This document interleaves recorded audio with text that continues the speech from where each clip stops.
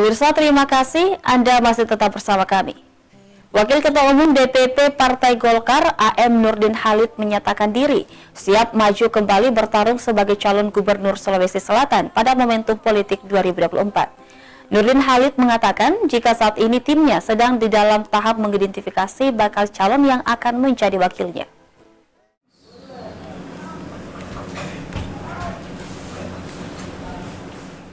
Meski kontestasi politik 2024 masih terbilang lama, namun geliatnya sudah nampak terlihat khususnya di Sulsel. Berbagai figur pun, baik lama maupun baru, sudah mulai bermunculan. Salah satunya AM Nurdin Halid yang menyatakan diri siap maju kembali bertarung sebagai calon gubernur Sulawesi Selatan pada momentum politik 2024.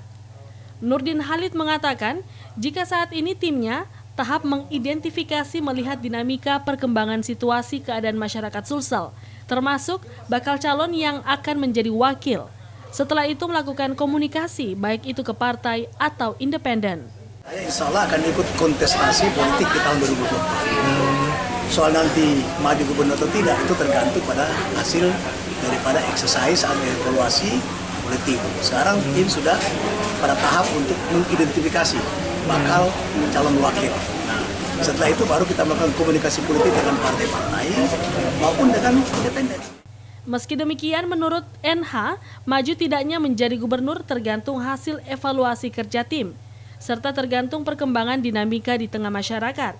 Terkait pencalonannya sendiri, NH memastikan pertengahan tahun atau akhir tahun nanti harusnya sudah ada kepastian. Tim Liputan Celebes TV. Karena dia calon bupati kemarin, dia pasangan dengan